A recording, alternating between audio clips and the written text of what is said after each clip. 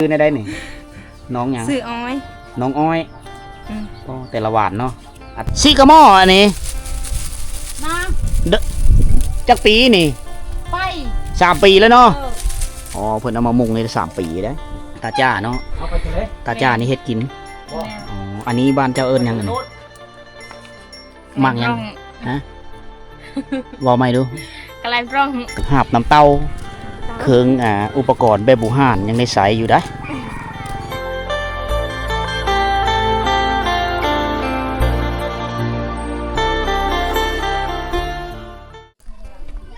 ทักทายสบายดีพ่อแม่พี่น้องสบายดีบรรยากาศยามแรงๆเด้อทุกคนเด้อ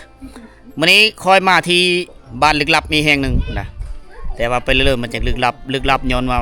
มันมีสัญญาณโทรศัพท์นะมีเครือข่ายอินเทอร์เน็ตแต่ไฟฟ้ามีนะอันนี้คือบ้านตะลุงเมืองนองแขวงสวรรณเขตกะหึงแล้ววิได้มาแถวนี้นะเป็นปีเลยล่ะนะมื้อนี้ได้มีเวลาโหลาวเต่าคืนมาเยี่ยมยามพี่น้องแล้วก็พาทุกคนมาเที่ยวชมเบิ่งวิถีของชนบทบ้านนี้เป็นบ้านของชนเผ่าตะโอยได้ซึ่งห่างจากเทศบาลเมืองนองมานี่ก็ประมาณ20 ปลายลักทุกคนนะเส้นทางสะดวกสบายก็จะอัปเดตเส้นทางใหม่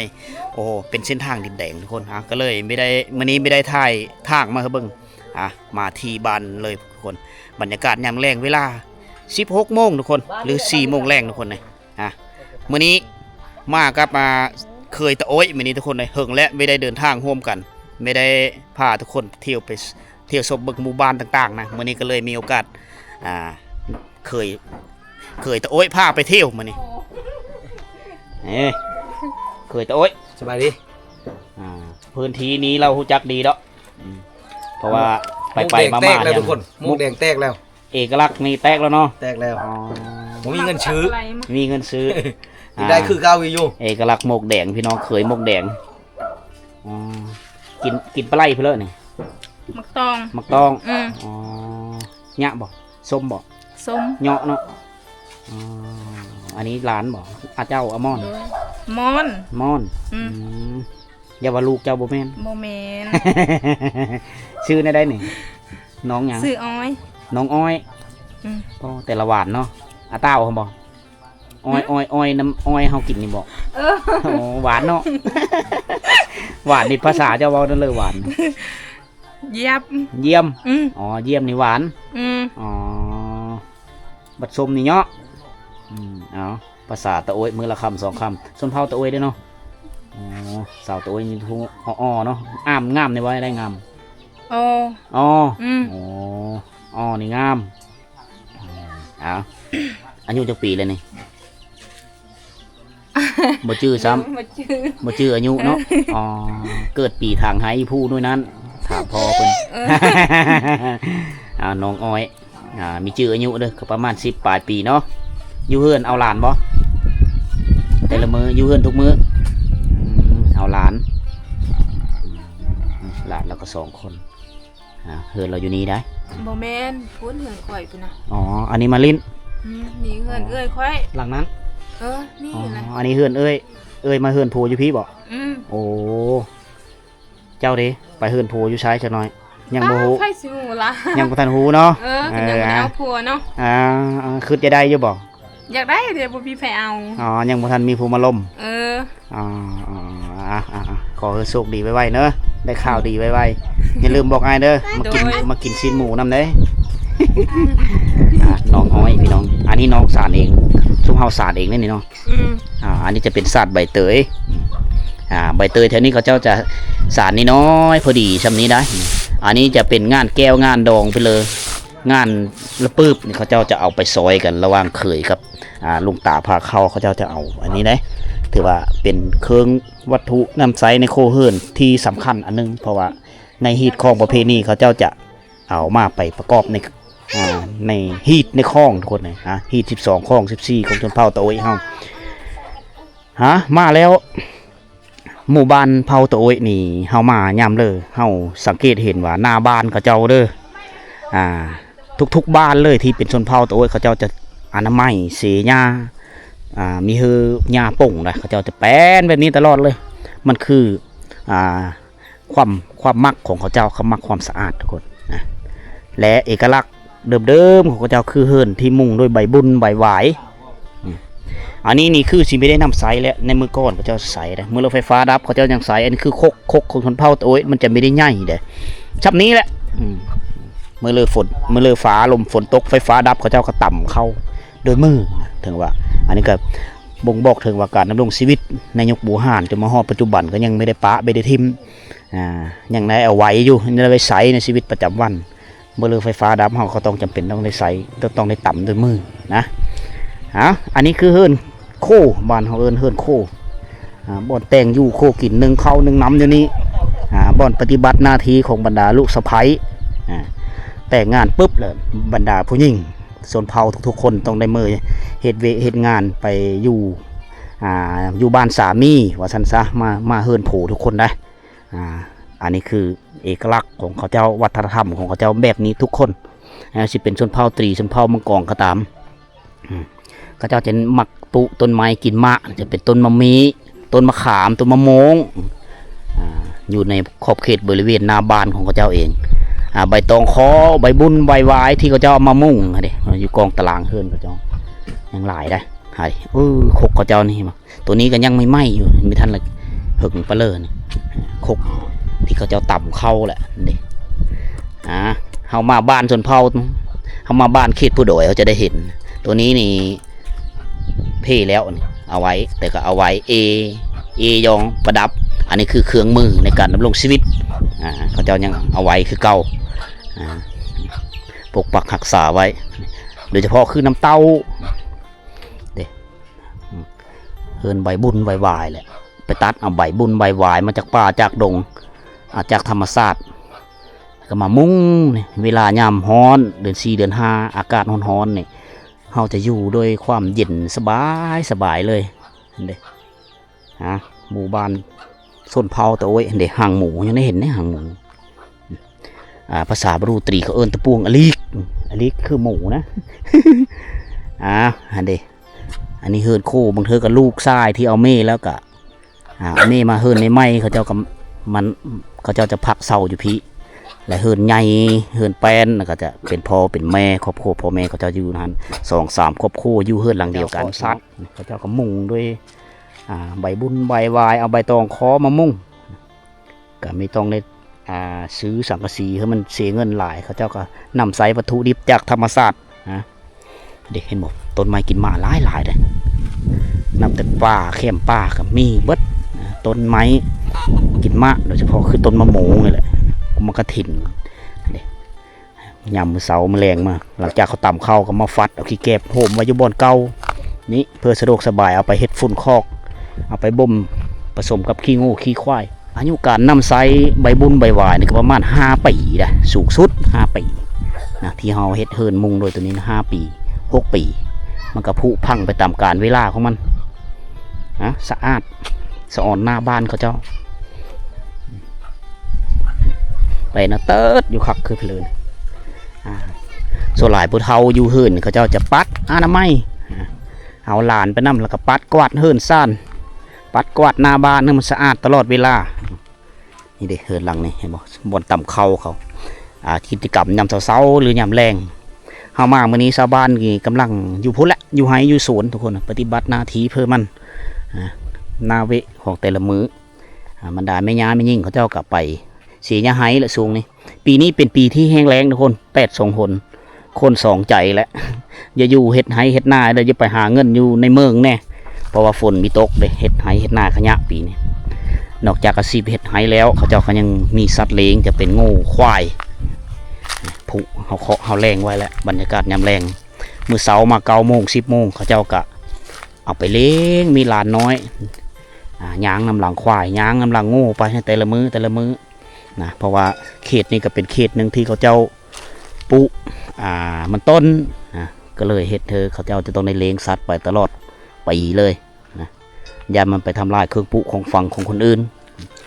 พอเลยมีงูมีควายก็ต้องมีความรับผิดชอบเลี้ยงเองดูแลมัน ทั้งนี้จะเป็นซ่านได้อยู่บนกระซ่านมันมี2 ครอบครัวนึงอยู่นี่ครอบครัวนึงอยู่หั่นแต่งอยู่โคกินน้ำกันเฮิรนเอกลักษณ์ดังเดิมพี่น้อง ก่อนเขาสิปลูกเฮิรนนี่เขาเจ้าต้องได้ขุดขี้ดินมามันหาบเพลงเนี่ยใช้เวลาหลายมือหลายเดือนเพื่อสิได้ทุกคนเฮิรนแถวนี้ส่วนหลายยังเป็นเฮิรนมุงหญ้ายังหลายเด้อพวกมุงหญ้ามุงใบบุญใบหวายเนี่ยกันเฮามีมาเฮาก็ไม่ได้เห็นปีก่อนๆค่อยมาบ้านนี้ค่อยไม่ได้มาชนเบื้องนี้ก็เลยไม่ได้เห็นนะอันนี้คือใบตองคอนะใบตองคอนี่เฉพาะครอบครัวที่เฮ็ดไหอยู่เทิงผู้นะเพราะว่าต้นใบคอนี่มันจะเกิดอยู่ที่ผู้สูงนะผู้โหโลนผู้สูงผู้ป่าไม้แหละมะมันนี่ก็เหาะกระแตไปกินตลอดนะเวลามันสุกแล้วคนเฮาเอามากินเป็นอาหารก็แซ่บผู้บ่เริ่มมักกินกับบายซื้อกันกับข้าวกับอิ่มเด้เขาเจ้าออกมาแบบนี้ได้มัดเป็นกอบก้อนออกมาเลยเอาไปมุงเฮิรนมุงเทงให้เทงหน้าได้สบายได้เด้ใบตัวนี้แล้วเขาจะเอาไปมุงเฮิรนเอาเห็ดซ้อนกันหลายๆใบก็เลยได้มาเฮิรนแบบนี้ตัวนี้เขาเจ้าเอามามุงแล้วตั้งอยู่แคมป์ป่าบรรยากาศมันจะเงียบดีได้มีความวุ่นวายแถวนี้อยู่พุ้นอยู่ลุ่มจะเป็นเล้าเข้าเขาเจ้าเล้าเข้าก็เอาใบตองมามุ่งคือกันเล้าเข้าเขาเจ้าจะเฮ็ดเล้าส่วนเผาตัวในเฮ็ดเล้าอยู่ไก่บ้านกับประมาณ20เลย50 เมตรหรือ100 เมตรห่างไก่จากบ้านห่างไก่จากเฮือนเขาเองเพราะว่าเขาเจ้าประจักษ์มีเยอะสิ่งที่เปิ้นนี่ไหลไปเสื้อกองตารางเล้าเขาเจ้านะคนมีท่านมาแต่ให้ตะหน้า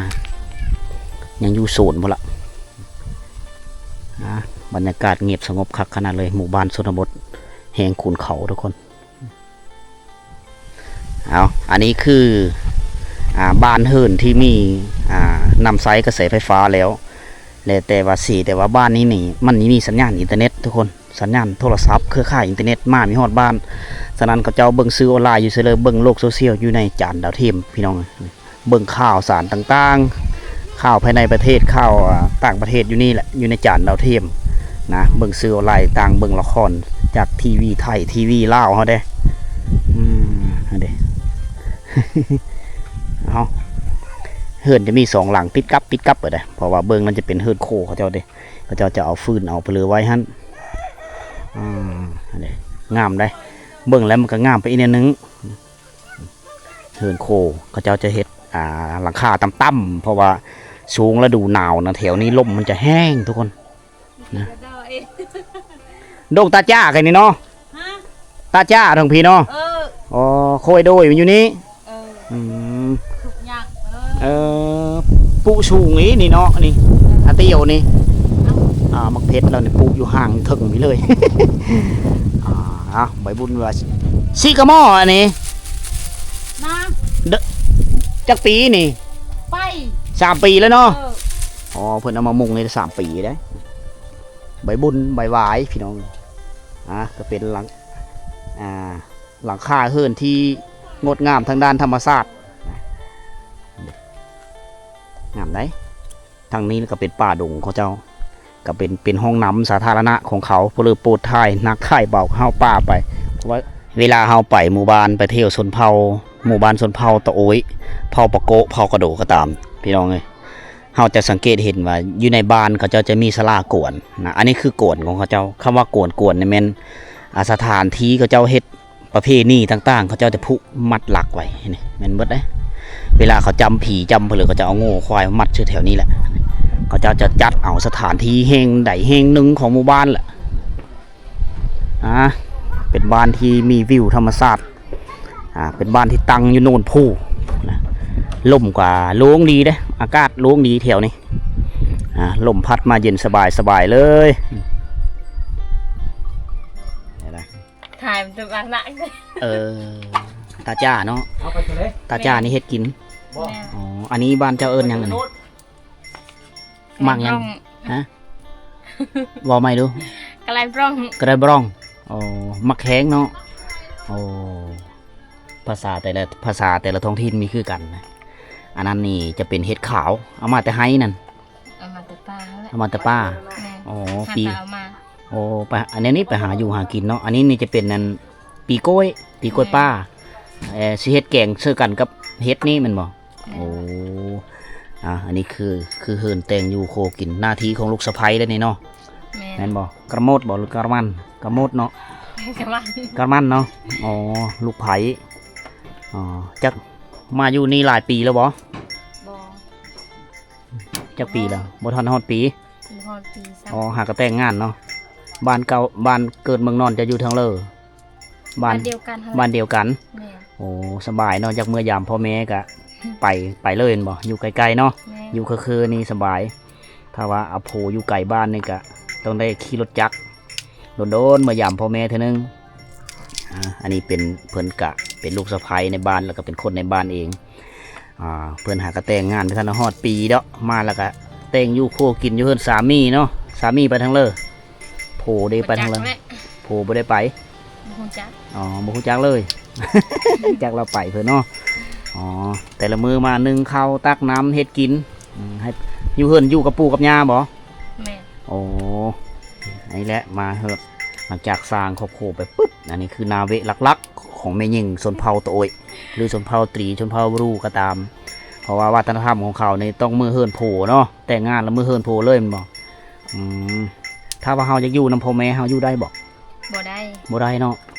อ๋อคลั่มเนาะถ้าว่าอยู่นี่ปุ๊กเฮิรนอยู่ตั้งหากได้บอกแต่แนวนั้นได้เนาะอยู่บ้านนำกันได้แต่ว่าต้องได้อยู่เฮือนคนละหลังอันนี้วัฒนธรรมลักๆของเขาเจ้าแหละบ่อนเฮ็ดอยู่เฮ็ดกินเขาเจ้าคนนี้เลยเอาน้ำเอาเลยเข้ามาในเมิดเลยแต่งอยู่โคกินแล้วนี่นะย่อให้ปูให้ยาให้ผัวกินอยู่เฮือนในพุ่นโอ้เอาจะค้นไผ่อยู่เฮือนมะนะเจ้าอยู่หลายคนเนาะซีนะกับมันตั้งดง2 คน2 ลูกไผ่อ๋อเอาเพิ่นสิเฮ็ดกินได้นี่เมนู อาหารแซ่บๆจากหูหายไปหน้าจากป่าจากดงนะอาหารจากธรรมชาติไปหาเฮ็ดหาอันนี้หาปีกล้วยป้าอันนั้นนอข้าบ่ปรึ้งบ่แม่นโอ้มันคล้ายๆคือนอข้านะแต่ว่าปีกล้วยป้าเราเต็มเลยแต่ละคนที่มีพาหนะที่มีรถจักรเนี่ยต้องได้เก็บเมาเครื่องแป้งนี่ต้องมีโดยเฉพาะเลยคืออย่างในนี่มันโหมันซอดมากครับต้องได้เอสเองเพราะว่ามันห่างไก่จากหานแถวนี้หานซอมแป้งอยู่ไกลแถวนี้บีแตกบอต้องได้เฮ็ดเองเลยเอาแก้ไขเองสร้างเองแปลงเองสบายถ้าว่าเฮาไปแปลงอยู่หานกับมันไก่ผู้และเทศบาลเมือง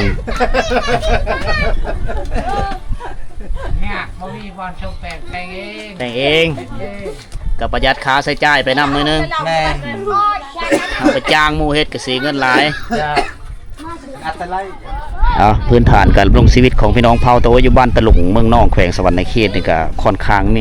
มีอยู่มีกินหลายแล้วก็หลุดพ้นจากความทุกข์ยากนี่ก็หลายครอบครัวโดยเขาสังเกตเห็นก็เฮิรนแป้นก็หลายหลังแล้วมีอาชีพที่มั่นคงก็คือเฮ็ดปุมันต้นเฮ็ดไหคงที่เขาเจ้าเฮิรนเล็กๆน้อยๆเฮิรนน้อยนี่ก็เป็นเฮิรนลูกทรายกับลูกไผ่เขาเจ้าจะอยู่แบบนี้แหละยามแต่งอยู่เขากินเขาเจ้าก็ขึ้นไปเฮ็ดอยู่เฮิรนเยอะพุ่นสะอ่อนหน้าบ้านเขาเจ้าสะอาดทุกคนเลยเป็นบ้านที่ตั้งอยู่นู่นภูเลยภูนั้นจะเป็นภูเขตแดนระหว่างเมืองนองกับเมืองพีนเนี่ยภูนั้นนะยาวยืดไปเลยเขาเจ้าก็ไปทำมาหากินหาเครื่องปลาของดงจากภูนั่นแหละมาเป็นอาหารนี่อันนี้แอมโดยแป้นแอมแป้นแต่ว่ามุงใบคอนี่มุงใบตองคอเอกลักษณ์เดิมๆของพี่น้องชนเผ่าตะโอยเฮาในมือก้อนในดีรอนะเขาเจ้าจะเฮ็ดแอมโดยฝากไม้เฮฝาไม้พุ่งไม้พางนี่แหละตกมาระยะนึงเฮาก็มีไหมแน่ตักป่าจากดงเฮาก็มีกำลังทรัพย์อีกจำนวนนึงก็ไปตัดไปเลยมาเพื่อปลุกสร้างเป็นเฮือนหอพอได้อยู่โซนแดดโซนฝนตัวนั้นเก่าแก่ได้เฮือนหลังอันมุ่งประมาณ5 ปีหรือ6 ปีแหละเนี่ยมุ่งเพิ่นก็อัปเดตเฮือนลูกเฮือนหลานก็เป็นเฮือนแป้นแล้วเป็นเฮือนที่ถาวรล่ะสอนบ้านเขาเจ้าอาดถ้าว่ามีโลกอินเทอร์เน็ตมีสัญญาณอินเทอร์เน็ตนี่สบายเลยเบิ่งซื้อออนไลน์ต่างๆพี่น้อง ย่ำหนาวมาในหูอากาศหนาวแห้งในบ้านนี้เลยอุณหภูมิจะต่ำแถวนี้หมู่บ้านนี้นี่เป็นบ้านที่กว้างใหญ่เลย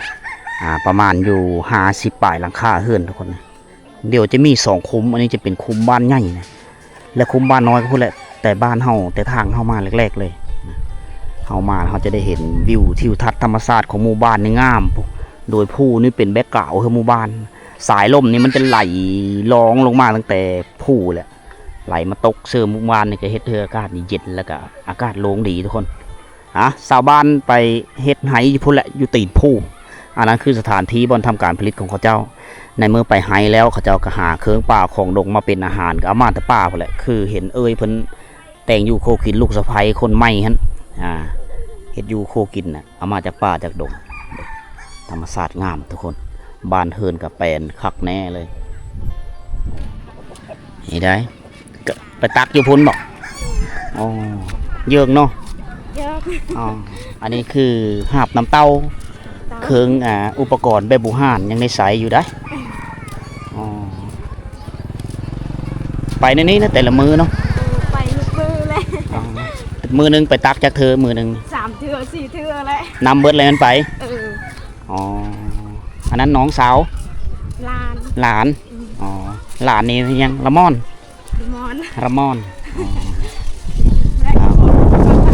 คักนอนน้ำเตาจะเนาะ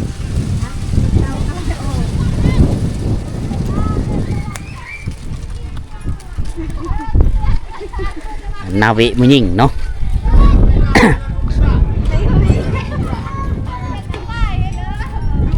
นาเวลูกสะใภ้นาเวของมือยิงนี่นะ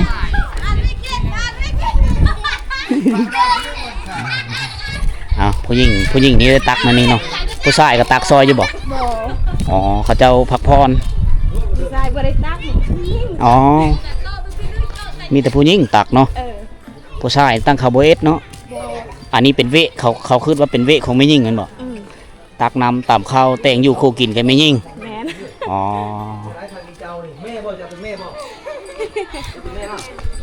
่นไปตั้งน้ำเจ้ากันเราจะไปอาบน้ำเนี่ยเปิดเด้อพร้อมแล้วนี่เนาะไปขึ้นไม่ยิ่งเฮ็ดเวะนัก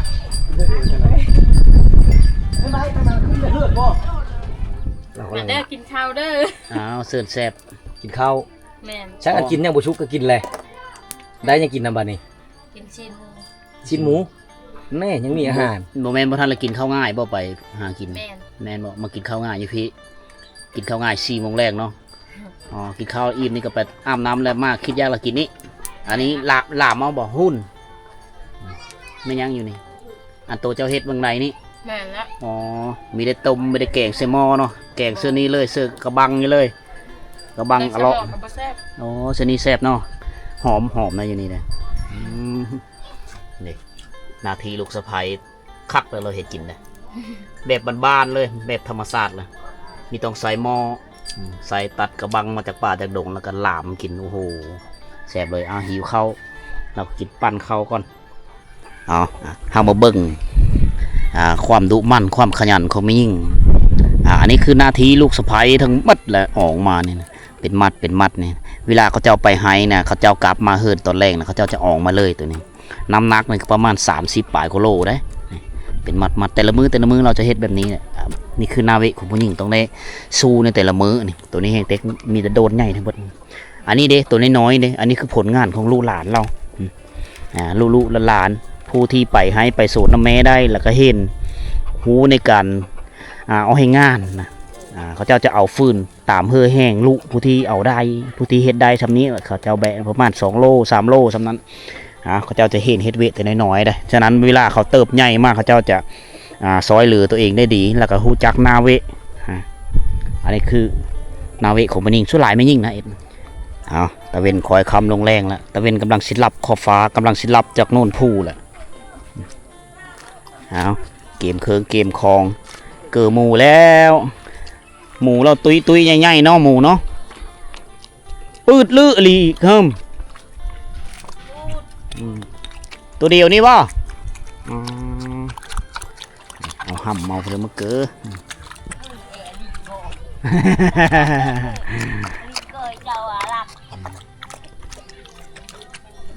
อันนี้คือวิธีการเลี้ยงหมูในชนบทอยู่ตามผู้ดอยต่างๆสะสมเอานำเข้ามาแล้วก็ผสมกับห้ำกินเมื่อเลยมันห้ำมีเพียงพอเขาเจ้าก็ไปตัดเอากุกกล้วยที่เฮาปลูกหรือกุกกล้วยป่ามาก็ต้มผสมกับกุกบอนใบบอนก็เป็นอาหารหมูกินกับหมูตุ้ยหมูพี่นะเขาเจ้าก็ปล่อยไปให้มันกินตามธรรมชาตินำเกิดแต่ยามเสาร์กับยามแรงเท่านั้นเอาโอเคทุกคนเลยอันนี้คือเรื่องเล่าในมื้อนี้ที่บ้านตะลุงเมืองนองแขวงสวรรณเขตนะอันนี้คือวิถีชีวิตของพี่น้องชนเผ่าตะโอยที่ตั้งบ้านเฮิรนตั้งถิ่นฐานภูมิลำเนาอยู่ที่ผู้สูงแห่งหนึ่งมีสัญญาณโทรศัพท์ได้ถ้าว่าเพลจะติดต่อสื่อสารแถวนี้นี่เป็นไปไม่ได้เขาเจ้าจะเป็นผู้ติดต่อหาเฮาเองในแม่นได้เพราะว่าเขาเจ้าจะไปหามีบ่อนบอนหนึ่งที่มีสัญญาณโทรหรือสัญญาณอินเทอร์เน็ตประมาณนี้ได้เอาวิถีชีวิตแถวนี้คือทุกคนได้เห็นเอาทิ้งที่เราเห็นมันนี่ก็คือเฮิรนบูฮานดังเดิมที่มุ่งด้วยใบตองคอใบบุญใบหวายยังมีหลายหลังทุกคนแล้วก็มีเฮิรนแป้นก็หลายหลังแล้วแต่วิถีชีวิตยังดังเดิมเส้นทางมานี่ก็คือทุกคนได้เห็นเส้นทางที่ชุมเฮาย่างนี่ก็เป็นเส้นทางที่อัปเดตใหม่แล้วนะเป็นเส้นทางปูเส้นทางดินแดงบ้านเฮาธรรมดาทุกคนอาชีพหลักของคนเขตนี้ก็คือเฮ็ดไหปลูกข้าวปลูกเป็นต้นนะพูดและเฮ็ดไหอยู่ตีนผู้เสาะเอาเครื่องป่าของดงมาเป็นอาหารแล้วก็เสาะหาเครื่องป่าของดงมาขายเป็นสินค้าตามฤดูกาลทุกคนเลยประเพณีต่างๆเขาเจ้าก็มีงานดองงานเพลิงงานละปึ๊บนะเพลิงเสียชีวิตไปเขาเจ้าก็เฮ็ดบุญปึ๊บนั่นคือวัฒนธรรมของเขาสิ่งที่เฮาเห็นประจักษ์ตาเนี่ยคือบรรดานาเวของผู้หญิงทุกคนเลยคือทุกคนเห็นวัฒนธรรมของพี่น้องชนเผ่าตะโอยเป็นวัฒนธรรมที่เวผู้หญิงได้หลายนะเฮ็ดเวหลายผู้หญิงนะเพราะฉะนั้นจ้ะ เอาพบกันใหม่ในวิดีโอต่อไปเด้อทุกคนนะ